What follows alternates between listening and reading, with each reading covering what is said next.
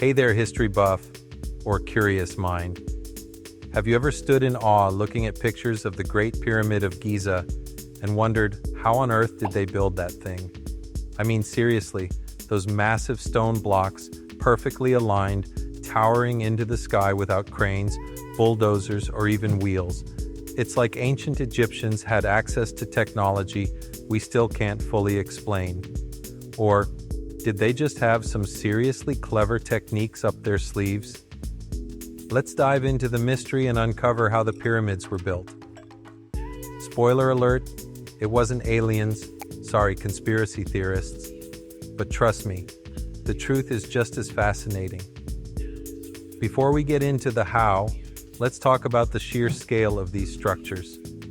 The Great Pyramid of Giza, built around 2560 BCE during Pharaoh Khufu's reign, is a marvel of human ingenuity.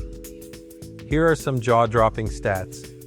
Approximately 2.3 million limestone blocks make up the pyramid. On average, each block weighs about 2.5 tons. That's roughly the weight of a small car. Some granite blocks used for interior chambers weigh up to 80 tons. Originally standing at 481 feet, 146 meters, it was the tallest man-made structure in the world for over 3,800 years. Most of the limestone came from quarries located near the pyramid site, but the finer quality Tura limestone casing stones and the massive granite blocks were transported from much farther away, up to 500 miles, 800 kilometers, down the Nile River. With numbers like these, you can see why people have been scratching their heads for centuries, trying to figure out how they pulled it off. First things first, you need materials. The Egyptians didn't just pick up rocks lying around, they had to quarry them. Limestone was the primary material because it was abundant and relatively easy to work with compared to harder stones like granite. Copper chisels, wooden wedges, and dolerite hammers, a type of hard rock, were likely used to cut the stones. Workers would carve trenches along the edges of the desired block, insert wet wooden wedges, and wait for the wood to expand as it dried, cracking the stone free. For those enormous granite blocks, up to 80 tons, workers traveled hundreds of miles south to Aswan, where they extracted the stone using similar methods. Imagine dragging an 80-ton block through the desert. It boggles the mind. Now comes the tricky part, transporting millions of heavy blocks across vast distances. How did they do it without modern machinery? For long-distance transport, the Nile River was their highway. Large barges made of wood and papyrus carried the heaviest stones downstream to the construction site. This method saved immense effort compared to land transport. Granite blocks from Aswan were loaded onto boats during the annual flooding season when the river levels rose, allowing vessels to float closer to the quarry sites. Once the stones reached dry land, moving them required brute force and clever engineering. Archaeologists believe the Egyptians used sledges and lubricated tracks to reduce friction.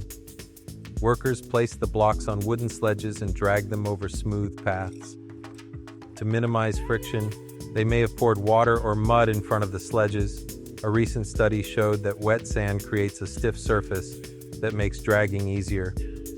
Estimates suggest it took 5,100 men to pull a single 2.5-ton block. Multiply that by 2.3 million blocks, and you're talking about an army of laborers. All right, so now you've got all your blocks on site. How do you stack them into a perfect pyramid shape? Again, the Egyptians relied on simple yet ingenious techniques. One widely accepted theory is that the Egyptians built ramps to haul the blocks into place. There are several variations of this idea. A single long ramp extending outward from the pyramid face. However, this would require an impractically steep incline and massive amounts of material. A more plausible option involves zigzagging ramps spiraling around the pyramid. This design uses less material and provides multiple access points for workers. Some researchers propose that the Egyptians constructed a spiral ramp inside the pyramid itself, which could then be dismantled after completion. This theory explains how heavier granite blocks might have been lifted to higher levels. Another possibility is that levers were used to nudge blocks into position once they reached the top of the ramp. Simple tools like wooden beams and counterweights could help lift and adjust the stones with precision. What's truly remarkable is how precise the alignment is. The Great Pyramid's base is level to within 15 millimeters, and its sides point almost exactly north, south, east, and west. How did they achieve such accuracy? Simple tools like plumb bobs, weighted strings, helped ensure verticality, while water-filled trenches checked horizontality. Observations of stars, particularly Polaris, likely guided the orientation of the pyramid. Contrary to popular myths about slaves, evidence suggests the pyramids were built by skilled laborers who lived in nearby worker villages. These workers were well fed, housed, and compensated. Archaeological findings include remains of bread ovens, breweries, and medical facilities. It's estimated that around 20,000 workers participated in shifts throughout the year, with peak seasons coinciding with the Nile's flooding, when agricultural work was impossible. So, what's the takeaway here? The pyramids weren't built by extraterrestrials or magic. They were built by humans armed with determination, teamwork, and brilliant problem-solving skills.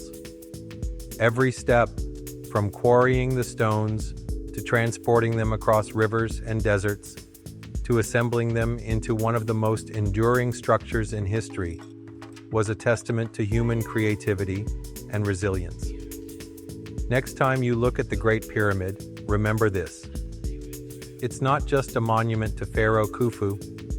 It's a monument to what humanity can achieve when we set our minds to something extraordinary. And hey, if you're inspired, maybe start small. Build a Lego pyramid first.